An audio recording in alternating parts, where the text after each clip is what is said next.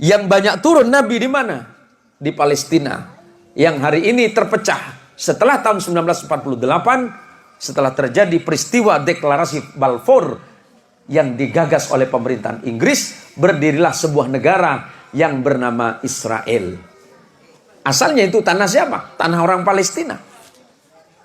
Palestina itu di mana? Di Kanaan. Dalam perjanjian lama disebut dengan Filistin. Di Palestina itu mayoritas Muslim. Apa yang menjadi pangkal persoalan? Perang sampai puluhan tahun. Cekcoknya 3000 tahun. Biar jelas semuanya. 3000 tahun Israel itu tidak pernah damai. 3000 tahun. Dari mana kita menghitungnya? Setelah negara Israel didirikan oleh Daud alaihissalam. Maka hari ini yang dipakai menjadi bendera negara Israel itu the Star of David, bintang Daud.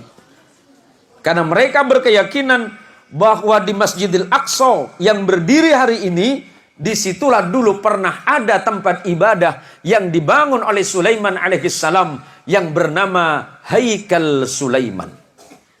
Apa yang direbut? Tanah Palestina. Kenapa direbut?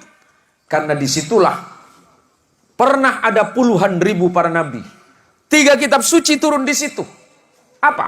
Taurat turun di situ, Injil turun di situ, Zabur turun di situ. Ada puluhan ribu nabi di sana. Tapi yang dibunuh oleh Bani Israel itu ada 400 nabi yang dibunuh oleh kaumnya sendiri. Saking kejamnya Bani Israel itu. Nah kemudian, kenapa Masjidil Aqsa itu punya posisi penting di umat Islam? Pertama, peristiwa Isra dan Mi'raj. Isra Nabi dari Makkah Al-Mukarramah ke Masjidil Aqsa. Dari Masjidil Aqsa itu Nabi naik atau Mi'raj. Berarti Masjidil Aqsa punya posisi penting di hati umat Islam. Disitulah Nabi kita Muhammad Mi'raj.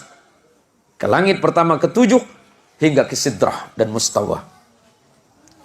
Yang kedua, setelah turun perintah salat, Nabi Muhammad SAW salatnya menghadap ke Masjidil Aqsa 16 bulan lamanya sebelum diperintahkan menghadap ke Baitullah. Berarti umat Islam tidak bisa dipisahkan dari ini. Ketiga, tidak boleh kata Nabi kalian menyengaja atau meniatkan datang ke masjid dimanapun kecuali 3 masjid. Pertama, Masjidil Haram. Kedua, masjidku kata Nabi. Dan ketiga, Masjid Al-Aqsa. Keempat, sahabat Abu Dzar Al-Ghifari pernah bertanya kepada Nabi, "Ya Rasulullah, di manakah masjid pertama kali dibangun di dunia ini?" Pertama kata Nabi, Masjidil Haram. Setelah itu Masjidil Aqsa di Filistin dengan jarak 40 tahun lamanya. Ini yang tidak bisa kita hindari. Konflik yang terjadi hari ini sebenarnya bukan konflik baru. Di tanah Israel itu sudah 3000 tahun terjadi pergolakan luar biasa. Dan di antara umat Islam, kenapa kemudian hari ini menjadi konflik agama antara Islam dan Yahudi? Karena di Palestina yang tanahnya tinggal 5% yang dirampas oleh Yahudi. Tanahnya tinggal 5%, Pak. Mayoritas Arab Islam. Kenapa saya menyebut Arab Islam? Karena ada Arab Kristen, Pak. Yahudi ada dari bangsa Arab, Yahudi masih banyak. Bahkan hari ini di tanah Arab itu banyak orang Arab yang tidak punya agama. Yang disebut dengan kaum Dahriyin. Orang-orang ateis banyak di sana. Palestina itu mayoritas Muslim. Tetapi di dalamnya juga banyak beragama Yahudi. Dan Kristennya juga banyak. Di Gaza, yang sering kita sebut dengan Gaza, di situ tempat lahirnya imam besar kita, madhab kita, Imam Syafi'i. Beliau lahir di situ. Di Israel, sebuah negara yang 9 juta penduduknya itu mayoritas Yahudi, tetapi ada Islam, Kristen juga ada. Jadi ini konflik yang aneh. Kalau dibilang konflik agama, bisa iya, bisa tidak. Kenapa? Karena yang diserang oleh Yahudi, di dalamnya juga ada Yahudi. Yang diserang oleh Hamas, di situ ada daerah namanya Ashkelon.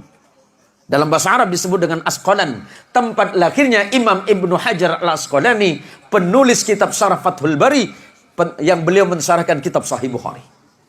Biar jelas sejarahnya. Bagaimana simpati kita umat Islam? Kita doakan kepada Allah, mudah-mudahan konflik ini segera berakhir. Mudah-mudahan saudara kita yang muslim, yang wafat dari kemarin, Allah jadikan orang-orang yang syahid di jalan Allah Subhanahu wa ta'ala. Dan seluruh dunia hari ini harus bersama-sama menolak kekerasan atas dasar apapun. Apalagi itu terhitung sebagai genosida, pemusnahan etnis yang sangat luar biasa. Kita bersedih. Kalau saudara mau, doakanlah kepada Allah. Dan mari kita doakan kepada Allah, mudah-mudahan konflik Palestina dan Israel segera berakhir. Umat Islam di sana juga diselamatkan, dan manusia-manusia yang ada di dalamnya diberikan hidayah oleh Allah Subhanahu wa ta'ala agar segera perang ini berakhir.